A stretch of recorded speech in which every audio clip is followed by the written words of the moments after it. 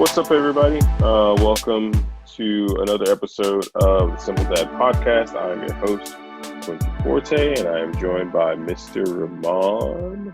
What's up, Remon? What up? What up? What's going on, brother? Chilling, man. Again, it's 9:15, past my bedtime. I had to peel myself out of the bed to to come record, but one of these days we might get it at like 3 p.m. when I have like way more energy.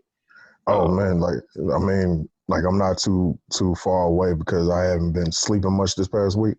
So I think I kind of had like a crash moment this afternoon. So like I was knocked out for like a few hours. I just woke up and I was like, oh, we gotta record the podcast. It's funny because it's one of those things to where it's like, I think I am the habitual, nah, man, I wouldn't sleep, sort of thing, to where like you like Right. nod out and like there's probably drool all on your face, and Right. Ashley's like, hey, you gotta wake up, and I'm like, what are you talking about? Wake up? I wasn't even sleeping. Like Right. Yeah. I've been laying here, like I've been watching the show, and like you look up and like you realize in your mind that really probably 10 minutes has passed. Or you Right. missed the Yeah. whole episodes and the credits coming up. And Right. you're like, whoa, I have been Yeah. sleeping. Yeah. Yeah. I do that often. Or man, I never saw that part of the movie. Or what's even worse is like you be fighting and like you be not trying to like nodding off a little bit, you be fighting it, and then like you catch yourself like snoring a little bit, and you wake your own self up with your snore. Oh man, I do that often. So what's been up? You said you we were talking a little bit before. Mhm. You got a haircut in this Corona times. Yeah, Now that man, everybody's free, I had to go get it cut, man. what was the experience like? How is it like in the streets? Man, it was super different in there, man. Like normally you just, like where I go to get my haircut, my barber has his own suite, like in a like building where there's a bunch of suites, barbers and beauticians and everything like that. So normally you just kind of go in and just walk straight to the suite and just go get your haircut. This week it was a Yeah. little different. Like when you walk in, it's kind of like you got people in the hallway. They wearing their mask and gloves and they check your temperature as soon as you walk in the door. You know what I mean? They got the little scan, the temporal, I guess you call it the temporal scanner. Yeah. And then the dude was just like, so first I was just about to go straight to the suite, and then the lady was like, you got to go get your temperature check. I was like, okay. So where do I go? Dude was standing there with a scanner thing, and he just kind of waved it in front of my face and was like, all right, man, you good. I'm like, okay. No, So it's super weird. I would think that there would be a lot of still kind of hesitancy Mm, in getting out there, but I think people at this point are kind of just like, you know what? I heard restrictions have been lifted.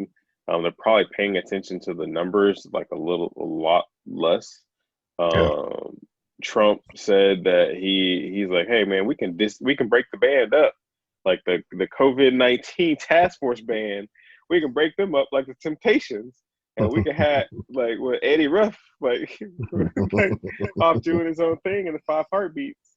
And so like I think with that kind of people are relaxed because like I was running today, and so responsible social distancing, but also the dads who can't cook were in the McDonald's drive-through line saying, you know what, mom, you ain't got to worry about breakfast. I'll take care of it. I got everything. And so they're getting the McMuffins, Sausage biscuit. sausage, egg, breakfast burritos, Yeah, right. you know, that are like two for $1. And so you're just like, hey, I got this, $8 hooked up breakfast. I even got orange juice. There's some And hot so cakes in there.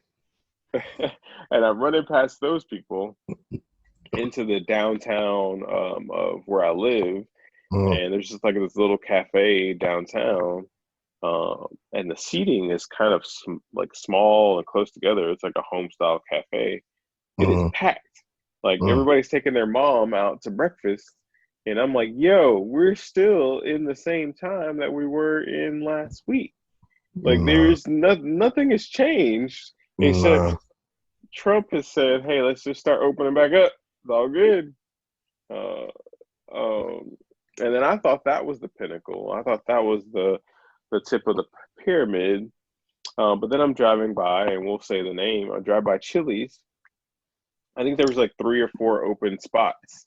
Everybody's getting Southwest egg rolls, campfire queso, uh, or the chili cheese queso. Everybody had to have their blackened Cajun chicken Alfredo pasta and their chicken Uh-huh. tenders with honey mustard. Uh-huh. I guess it was like really hard out in the streets without the Southwest egg rolls, and so Right. it's very interesting to see Chili's packed to the brim.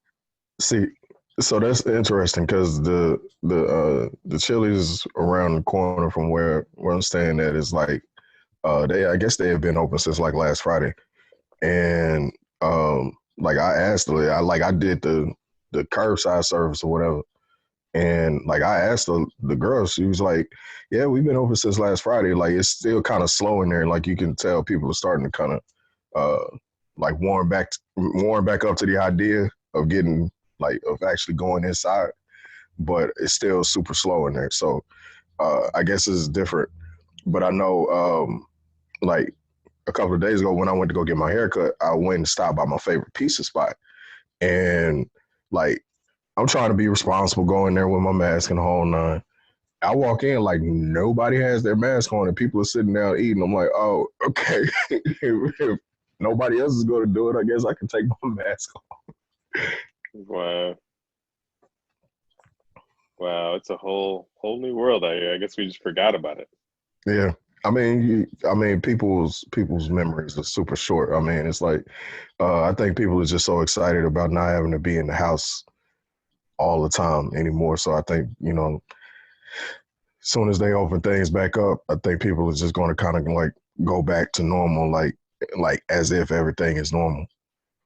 I still don't trust none of y'all. I Right. am.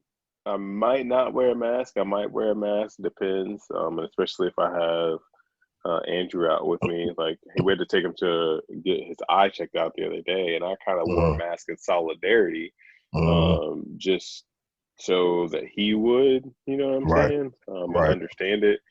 But Right. for me, I'm not necessarily. I just don't like come in close contact with people. I don't like sort of breathe. I can control my breathing to a sense that I'm not even breathing that much when I'm out in public. I mean, my thing is like I like when I'm outside, I don't wear any facial covering, but when I go in places, I try to be respectful of everything, and some like some places have rules and stuff where they have like signs on the door saying you got to wear a mask to come in. So I just try to follow the rules as much as possible. But when I'm outside, I don't wear anything. Man, But I I'm got defensive when I walked into to a grocery store the other day, and mhm. it was kind of like the one of the big wholesale grocers, right? And I walk in, and the security guard kind of got like stern with me. I Mhm. said, "Man, you can't come in here." And I was like, "Say, bro, what you talking about? I can't come in." And he was like, "You got to wear a mask, bro." And I was like, "Oh, man." That could have went left. What you mean I can't come in here? I got a membership card. I'm like everybody else in here. What do you mean, you people? Uh, but no, it's just kind of weird, man. It's still weird. Yeah, I think it's gonna be weird for a little while, man. Like, I think eventually, um, I think eventually things will kind of settle down a little bit. But right now, I think it's just gonna be weird for the rest of 2020. Yeah, and let's talk about everybody who's already spent that stimulus package. Yeah, we like we're 2.5 weeks out from the stimulus package going out, it is and gone for a lot of people. yeah, I bet it is gone, and especially with the economy opening back up. And I think I heard something about like another wave. Yeah, of it because I think over what they say, like there's been like 20 million people who file for unemployment. I think it's up to Um, like I think it's up to like 30 million when I heard it this morning. yeah, that means we're nearing numbers of the Great Depression, which is Right, also crazy right. because we're so far removed. That happened in like what 1929 was the Great Yeah. Depression, I think. Hmm. And so you think, and because I'm reading uh, Think and Grow Rich, which is Andrew Carnegie, and Hmm. he's talking about the Great Depression, and he's talking about how you can, even in down times and turmoil in the 20s, how you can market yourself as a service and kind of sell and like grow within times. And he talks about Henry Ford and how nobody wanted to buy the ugly Model T and all this stuff, and Rockefeller who went and bought up all the steel and during this time for Hmm. construction. But then that was the 20s, and so reading that book now and kind of the times that we're in and what we're going through it's just completely interesting because I'm like, oh, well, I can kind of relate because if you look at kind of what people are experiencing and how they're trying to find new ways of work, and new ways of like revenue, new streams of revenue, and Hmm. especially now we have digital. In the 20s, they obviously didn't have digital Right, and internet right, and stuff like that. right. It's just crazy to kind of see the parallels and the similarities. Yeah, and I mean, it's a lot of millionaires were made in recessions and depressions and stuff like that. So, a lot of Fortune 500 companies were created during that time. So, um, it's going to be interesting to see over the next, few years how we come out of this. But I've been kind of prepared for, you know, them just kind of like throwing money, the government, like because I'm gonna send you this video that I watched. It was kind of like it came out like right at the beginning of everything, starting to crack off with the whole. It was like right towards the end of February, beginning of March, Yeah. and basically this guy, um, I'm not going to shout him out right now, but I'm gonna send you the video where he basically was like, "Man, this whole thing is about debt." And the way the government is going to try to solve the problem is by creating more debt. So they're going to print a whole bunch of money and start giving it away, and it's just going to create debt on top of debt and just kind of tank the whole economy. So it's going to be interesting. Oh yeah, no, that would definitely be interesting.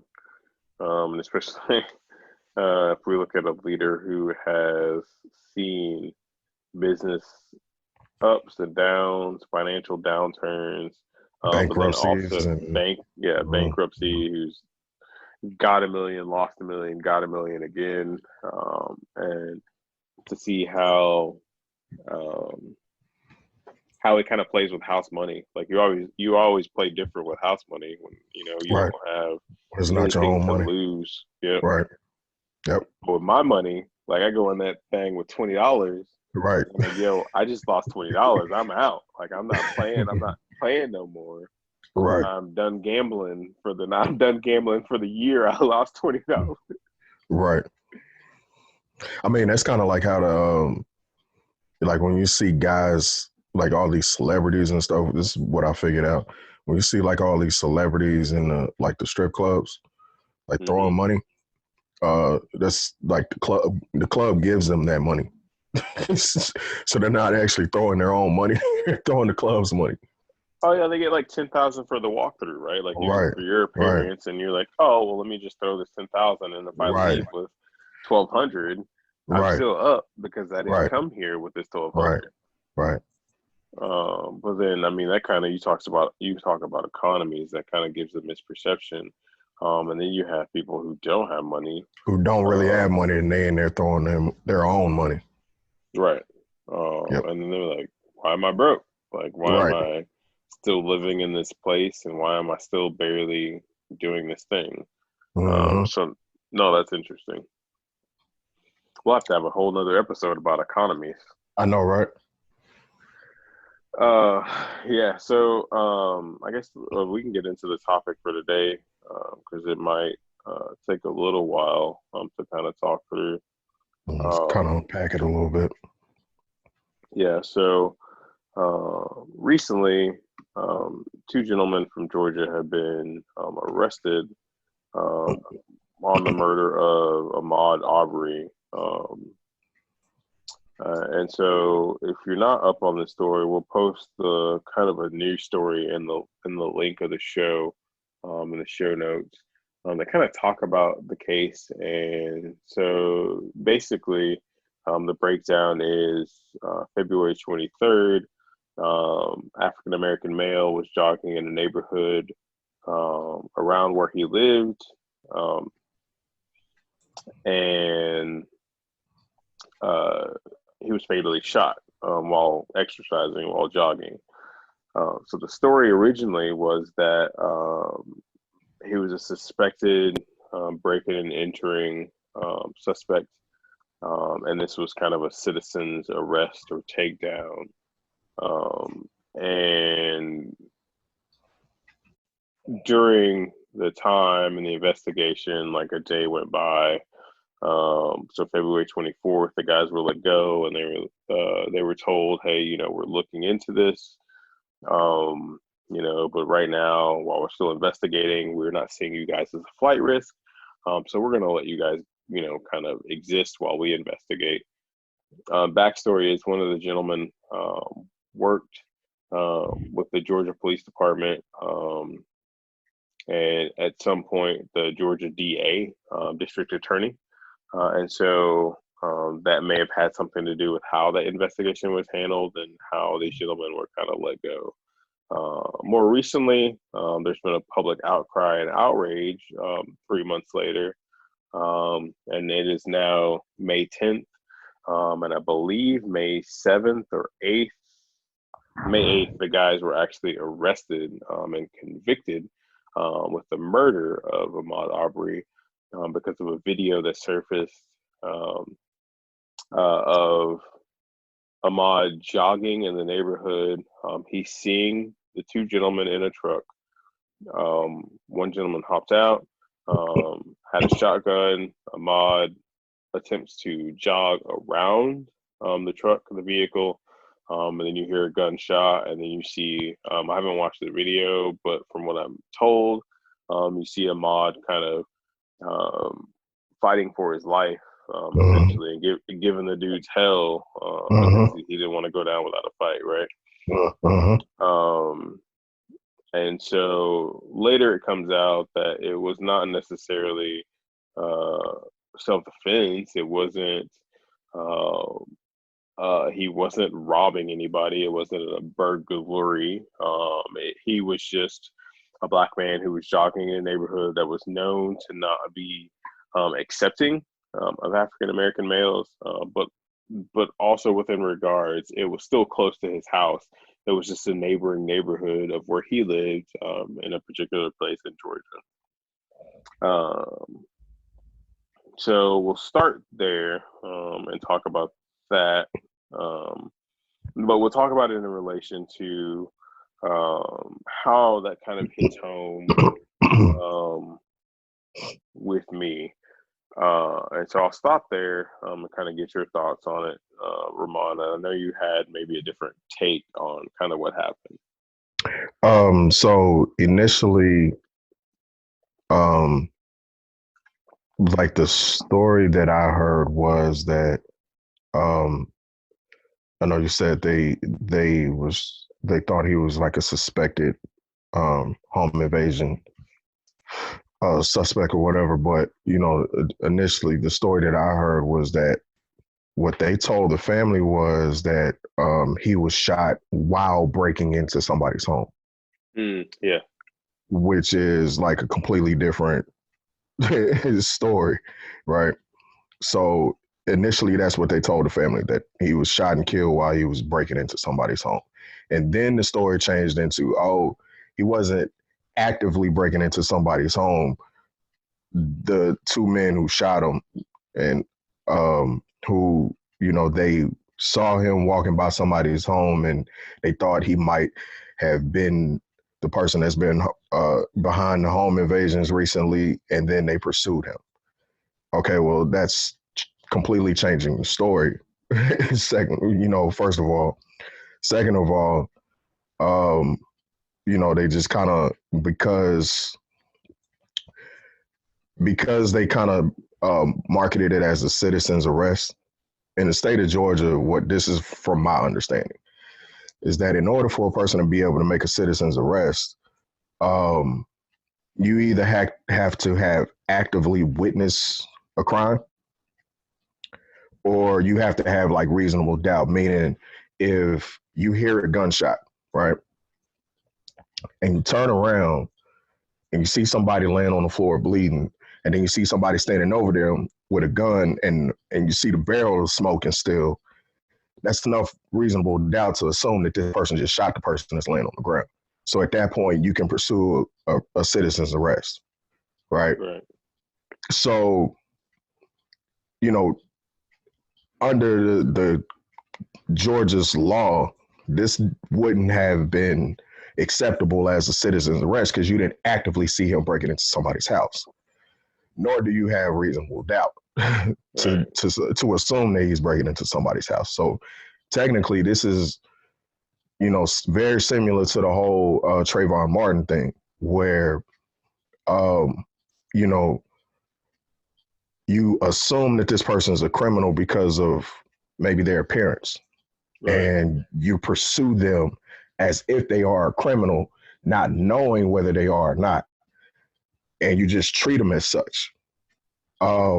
So because of the stories changing so much over the past, 3 months or however long this has been happening, uh, it's kind of like one of the biggest things that came to my attention was when I read the story initially, like because I didn't dive that deep into it. I heard about it lightly one day, and I was like, okay, I don't know what they're talking about. So the next morning, which was like Wednesday or Thursday morning, um, I saw a headline, and I saw the headline, and it said a black jogger was shot by two white men, right? Mm-hmm. And there's this saying that's out now that says that black outrage is the new marketing strategy, where they kind of actively use race as a way of getting outrage, right? Right. And create division. Whenever I see this story, instead of using the gentlemen's names, they always make sure they make it about race. Mm-hmm. And me being the type of person I am, I look at the media and I see like it's almost like they're kind of pulling our strings a little bit. You know what I mean?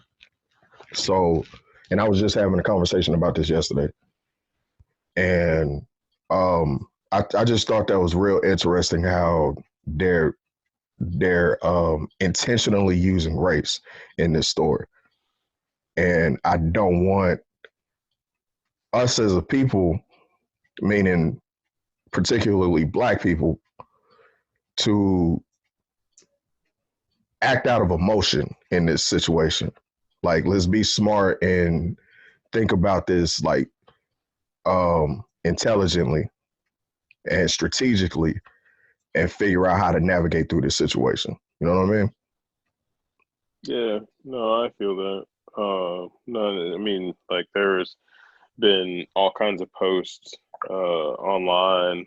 I know Sean King is one of the big ones to post. Mm-hmm. But then like T.I. had posted the dude's address, and just kind of saying like, enough is enough. And I'm like, Mm-hmm. I don't know how responsible that is, Mm-hmm. for you to post, uh, and then how safe that is for you to post uh, personal identifiable PII, essentially personal identifiable information of an individual, and say, hey, something has to be done, because you could actually be brought up on charges of inciting a riot, um, just for posting that on social media. And for somebody, particularly like Ti, who has kind of a spotted background, I mean, it's not something that I would Yeah. want for him Right. to endure, Right. just for something. Granted, it's a big cause, but for a moment of um, irrational thinking. Mm, So, um, but I, and here's how kind of it affected me. And so I, I have a lot of diverse friends. And so I have joke, kind of when I tell, so I wake up at 3 every morning. mm, And I used to go running, like as soon as I woke up at 3, I'd mm, probably be out the door at 4, running at 4 in the morning. And mm, kind of where I live, it's very well mixed. But then there's some housing developments around me that mm, are upwards, as far as price range, and so there might be a different caliber of people that live in those neighborhoods, right. who might see me as threatening, right? Right. Right. And but even in my neighborhood, I would see people out at 5 in the morning when I'm running, and so I kind of joke with my friends, and I say, hey, when I'm out running, it's 5 in the morning. Like if it's cold outside, I have a hoodie on. But I have all the flashing stuff on. Like I'm making grunting noises. I'm breathing heavy. Like, whew, whew, whew, it's a hard workout just to make it sure that people know that I'm actually out working out and I'm not Right. like breaking Right. into cars. I'm not Right. about to Right. like run up on them. Right. Um, if they are on one side of the street, I am often trying to jog on the opposite side of the street just because I know that as a black male jogging, in a neighborhood that may be predominantly not black, um, and then especially in the upper income neighborhoods where there may be even fewer of us, that like it may be perceived that, hey, what's this person doing here, and why are they running up on me? It's 4 in the morning. um, and then I have Mm, some lower income areas around me, um, that are more, how do you say, uh, is it rural? Is that the word? Where it's like country? country. Yeah. Uh, yeah. And so I have maybe experienced an old F-150 driving at 4 in the morning, fitting some sort of persona of, quote unquote redneck or whatever. And I'm like, yo, why did they just stop up there at the fire station? And I'm about to jog that way, and they just Mm, randomly pull in there. So I'm like, mm, oh, let me slow down because I don't know what's about to go down. Oh, maybe let me mm, just turn around the other way and like jog back and try and make my miles the other way, just because it's 4 in the morning. I don't know what's mm, about to go down. right. And coming from where we grew up, I have post traumatic stress, to where I Mm, don't trust anybody. And if it mm, looks suspicious, it probably is suspicious. And so, yeah. um, I mean, but those are, especially. Go ahead. no, I was gonna say those are the things that I kind of got to consider. So, like we talk about getting ready for a run, where the typical person who is not black or whatever, and not kind of out of place would have to think about. Like it's those things that I have to think about. It's like, all right, I got my shoes. I got the right shorts on. That I put Mm, the glide on to where I don't chafe or anything. I'm like, all right, cool. Those are the normal running things. But then I look at what I'm wearing. All right, it's cold, so I'm justified if I'm wearing a hoodie, right? Like, I mm, can wear a hoodie. Do I put the hood up? Do I put it down so I look less threatening? How will I engage? If I see somebody on the street, am I gonna like say, "Hey, how's it going, neighbor?" Am I right. gonna cross the street? Am I gonna make the overt breathing and hey, I'm exercising noises? Do I got all the flashy Yeah. stuff on? Right. Um, and it's just like, how do I look non-threatening? when I'm trying to work out. So Yeah. So I mean, like, first of all, that the paranoia is reasonable, especially considering the experience that you and I had growing up, um, when we was just walking home, and we had to deal with something similar. So like that paranoia is and that PTSD is definitely like it's reasonable based on our experiences, and I deal with the same thing because I know um, this past week, I've been trying to get up and get out and start, commit to this whole walking thing. And I walk in the neighborhood and there was like a slight hesitation at first where it was like, man, is it safe? Because I get up early in the morning. If I don't walk in the morning, I'm not going to do it, but yeah, I try to get up before I try to get up and get out before the sun comes up. You know what I mean? So there's the same kind of thing like, man, is it safe for me to be doing that? And because I don't want to have like a similar situation where somebody thinks like, oh, he's breaking into cars, trying to break into somebody's house, and I dress in like dark clothing too. So it's like, mm, there is that paranoia and that like, is this safe to be doing? And it's sad that we have to think about those kind of things. But and I also wanted to ask you, like, do you, because you do have a lot of mixture in your friends, in your circle, like, and when you joke about it, do they understand that you're kind of like serious, like there's a seriousness to it? they have no idea. They laugh. I mean, Yeah. but it's kind of like I say it in jest, but at Mm-hmm. the same time, I'm like, yo, it's a real thing. Like It's a I real thing. really have. Yeah, yeah. This is really how I have to Right. engage and how I have to think. Mm-hmm. And to some, it seems super silly. And especially like I was talking to Ashley the other day, like we haven't truly had to deal with like a lot of like overt racism. Like, I mean, it's Mm-hmm. me. It's been kind of like, um, how do I say this sensitively? It's been kind of like around the beating around the bush. Like I Like may a passive because aggressive passive racism. aggressive, yeah. Like I can't like make it past certain barriers with a Mm-hmm. job. Mm-hmm. Um, but then you see somebody who's kind of less qualified make it Mm-hmm. past, and I'm like, yo, like how did what? Like no, and then you see them fail, and you're like, hey man, that ain't my problem. Yeah. That you chose the good old boys club or whatever. And so it's kind of like that stuff. But I've never, I lied. There was one time where I was hanging out with some friends and we're at a bar and the friend that brought me there, it was like a country bar, was like, hey, so there's this one guy, like he don't like black people, like he's absolutely racist. Like, so I just wanted to tell you that before we go hang out. And I'm like, why, yo, you brought me here? Like, no. And she's Right. like, no, but everybody else is cool, but it's just this Mm. one cat. Right.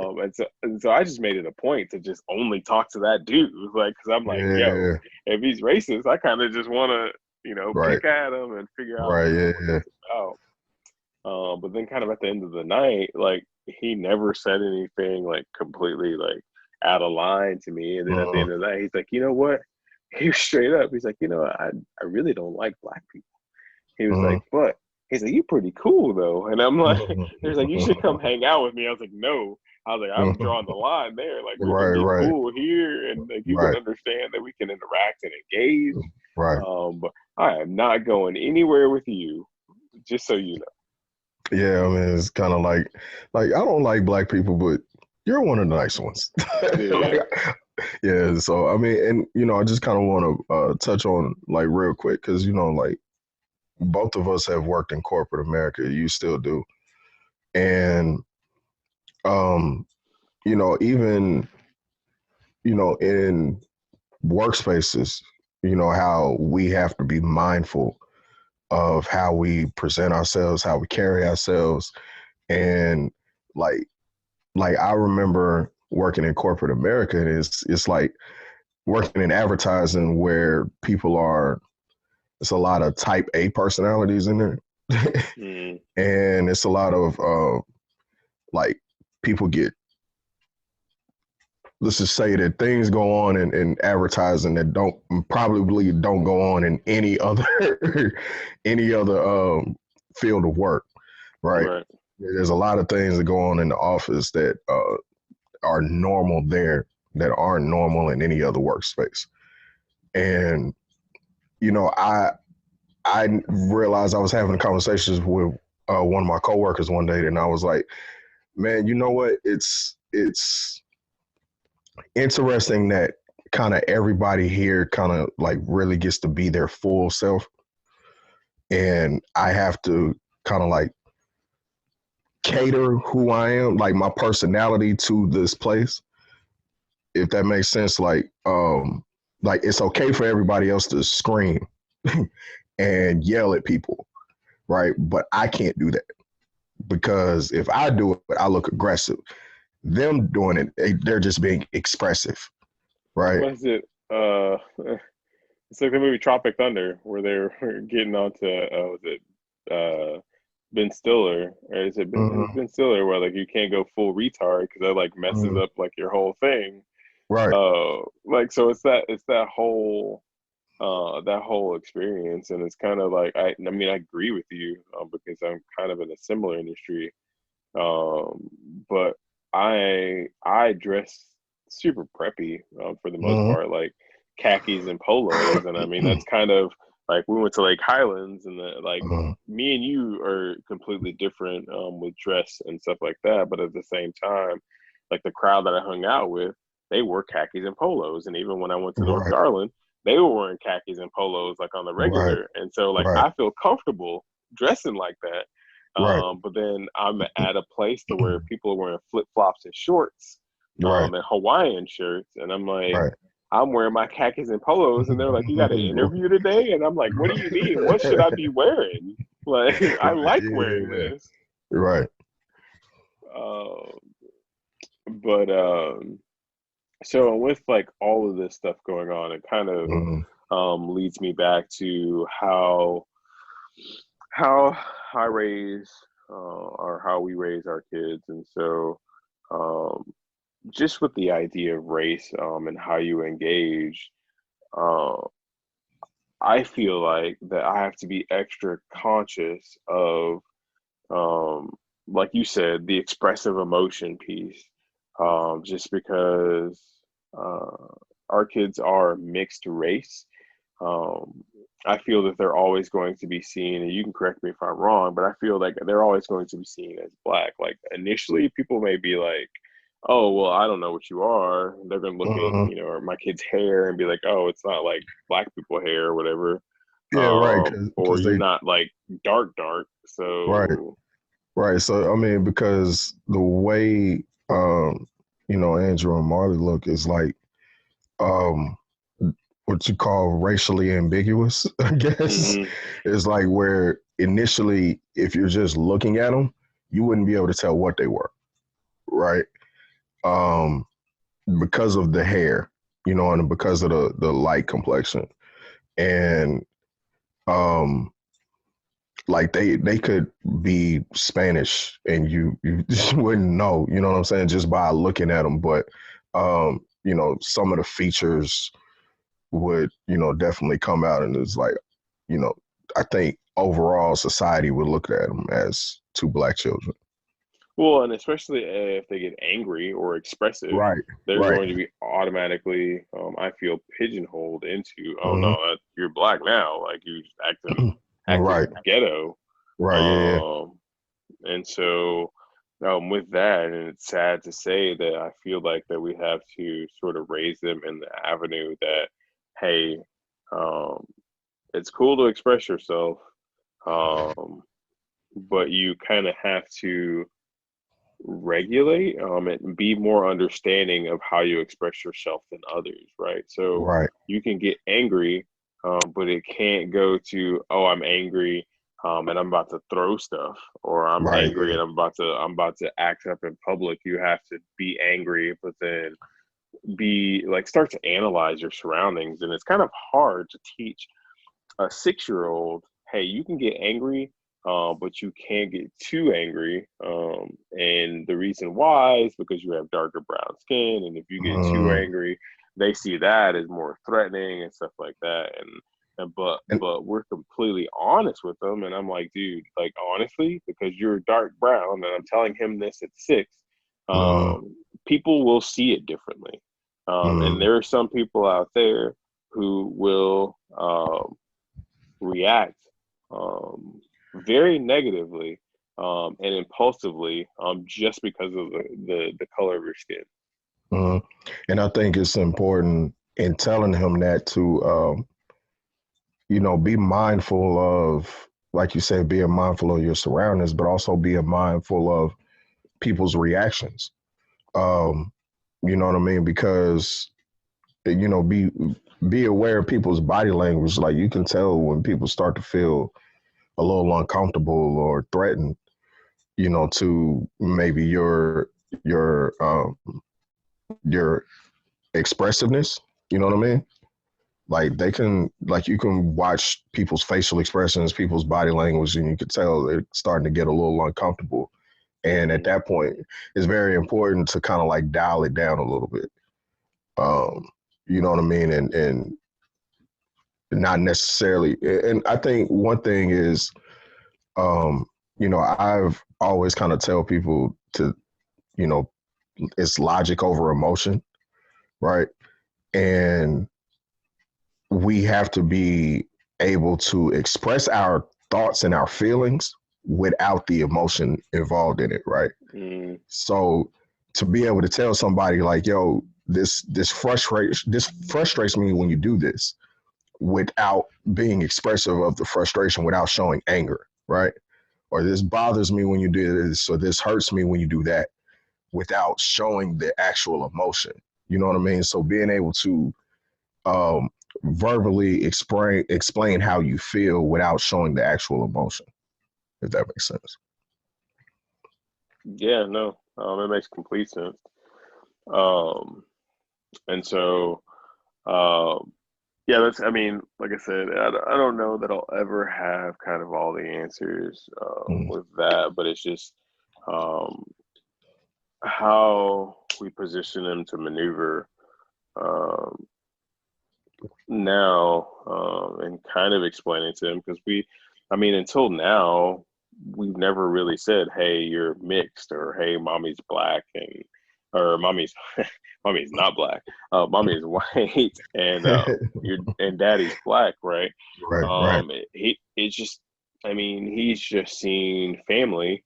Mm, And he knows that, like, my side of the family, when he goes and visit, they are darker. And mm, then but then we also have some mixed in our family too. And then you mm. go to Ash's family side, there's mixed white, he's gonna mess me up if I say this wrong. He's Colombian, and he's not any Mm. of the other Hispanic races. So, you have the Colombian heritage, and so they're mixed. And but if you look at her, you wouldn't I understand. thought he was. I thought he was Peruvian. I would not. Don't tell him that to his face. I know. I know it's a sensitive subject.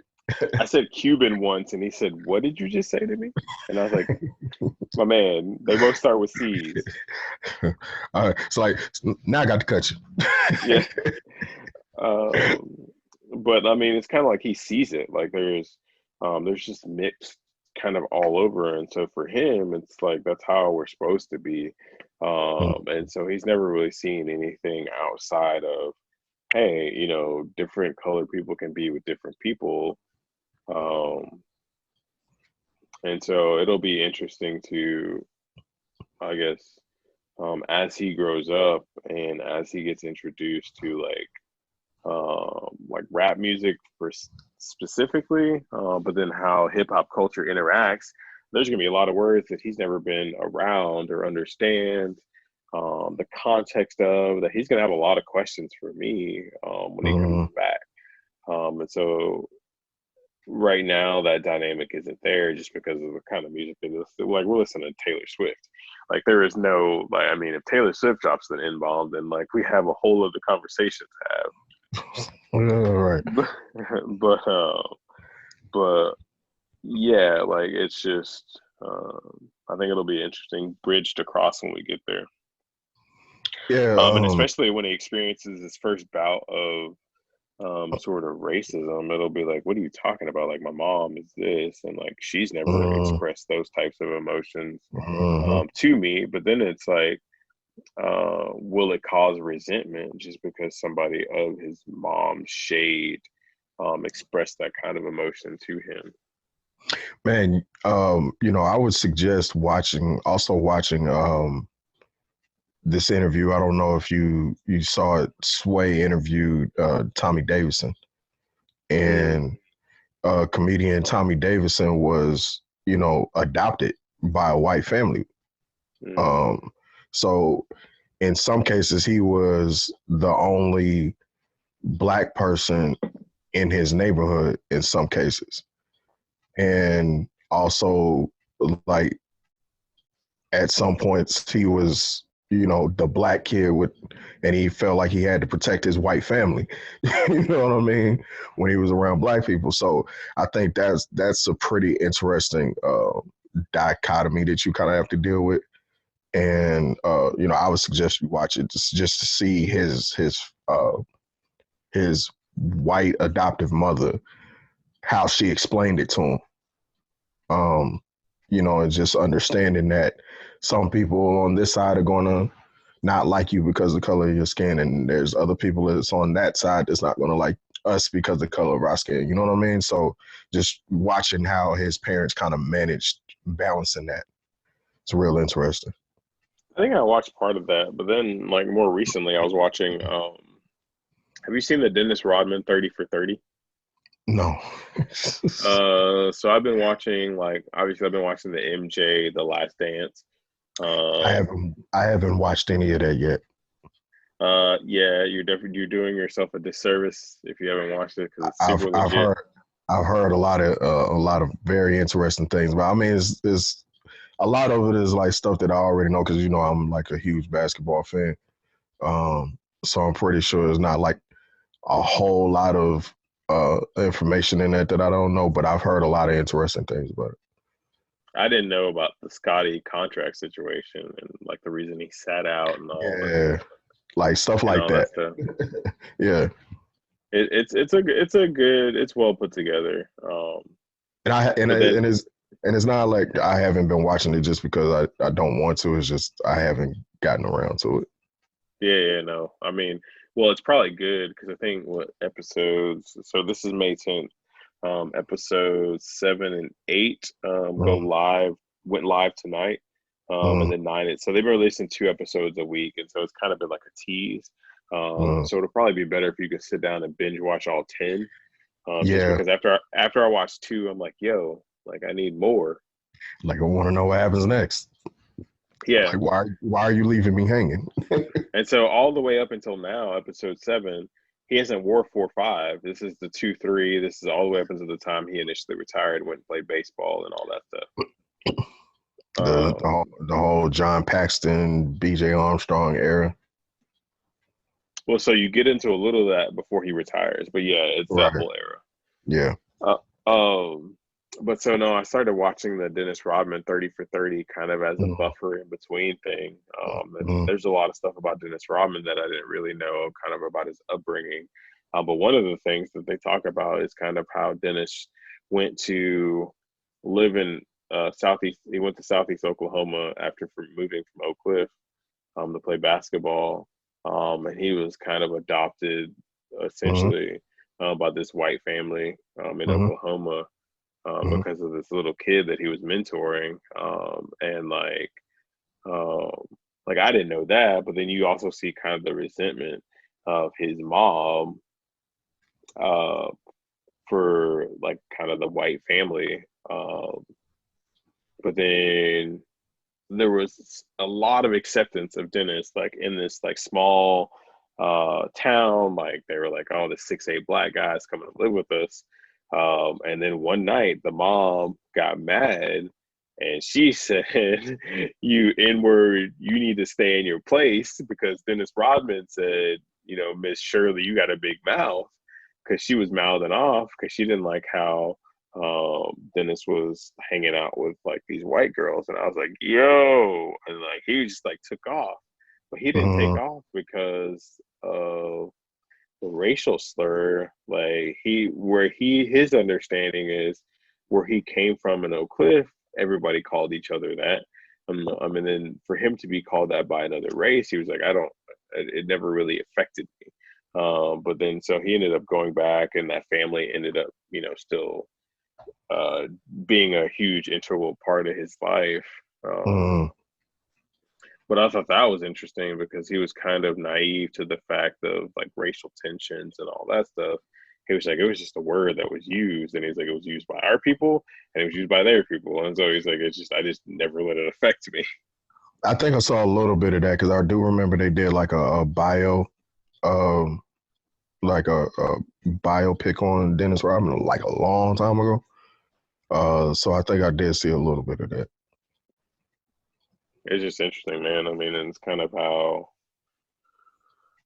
like we talk about, you get to a point to where there's a fine line, and then that fine line gets crossed. But it's Mm-hmm. like for my kids, like I don't know that we're um, I don't know how it's going to present itself, and especially with their generation, like you see more and more mixed kids, whether it's black and Latino and Right. white, black Yeah. and white, like, and so I think the color lines, and especially how hip hop and music brings people together. Now, Mm-hmm. like if you look at all the TikTok videos and all that stuff, it's Mm-hmm. all hip hop essentially. Like, and you look at the cultures, and so I don't know that. I mean, the whole conversation we're having now could be an old way of thinking by the time that he is up and able to experience it. I think, there's definitely going to be, in the world that he's coming up in, there's definitely like a lot more mixed race children and mixed race people coming up. Um, so I think they say by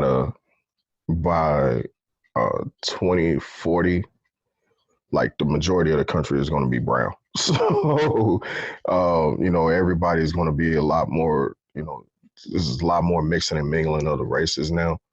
Um, people are procreating with different races, and it's a lot more biracial children coming up in his generation than it is in ours. So I don't know that it's going to be like an outdated conversation, but it's the thing about racism, because they tried to, when we was coming up, they tried to say, oh, racism was a thing of the past. Yeah, We knew it wasn't, but um, there's still, when we was coming up, there's still, it was kind of like, all right, you can obviously tell the difference between the different races, right? Like black people was over here, Mexican people was over there, white people was over there. And but as we started coming up, because of things like music bringing everybody together, um, and everybody listening to each other's music, it kind of started mingling everybody together to where it's like, oh, we're not that different from each other. mm, You know what I mean? So, I don't think it's going to be an outdated conversation, but I think it's not going to be as big of a deal to them coming up as it is for us. yeah, no, for sure. And I guess so. One parting, sort of lighthearted thing that I'll get into. Uh, so it just hit me like, so how come it? And this is a hip hop thing, a hip hop Okay. question. How come Eminem gets way more flack for being a white rapper than the Beastie Boys do, and they're hip hop legends? Mm. Um,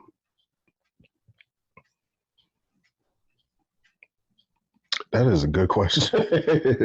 That is a Because really good question because I mean, like that is a really good question because even the Beastie Boys came up. in a time in the 80s Yeah. where you know, the art form was predominantly black people in it, right? So there was like no no white people in hip hop at the time. So or doing it anyway. I don't know. I There was guess it's Rick Rubin and the Beastie Boys and right. white people in hip Exactly. hop. Exactly. And that's a really good question. I was just I, watching an interview. I've never heard black people talk sideways about the Beastie Boys. I was recently watching an interview with Deezus Samaro, where like the Beastie Boys, and they're like hip hop legends, what? But then like every time you hear Eminem, and it's like, oh, this guy's gentrifying You're rap you're music. you're a guest in hip hop in the house of hip hop. You're the new Elvis. Yeah, But I've never heard that about the Beastie Boys. that's a very interesting point. I've never heard that. That is a good question. We might need to air that out. Get the public's opinion on that. Like, why does Eminem get so much flack in Beastie Boys though? That is a really good question. But he's not the only one. Uh, also, what's my man? From third base. uh, Um, is it Snow? no, not No. Snow. Man, he was always around Nas a lot, but I can't remember his name. Forgive me, like all my hip hop fans out there. Forgive me. It's at the tip of my tongue. I can't get it out. But they never really got a whole lot of flack. House of Mm. Pain never really got a whole lot of flack, and they're Irish. House of Pain did not, but I think that's because they didn't have like a good level of success outside of like Jump Around. Like, I mean, they had a few good hits, and Yeah, they they're had. like I a think it was niche like their first audience. album. But I mean, Everlast came out of that. Yeah, but then he went into a different lane, right? So Mm-hmm. that's probably they were like, oh yeah, that kind of fits. And, And I mean, and possibly that may have something to do with it. I think because the Beastie Boys are kind of similar, right? Where they've always kind of teetered on that line of hip hop and rock. and punk almost. I wouldn't even say rock. Right.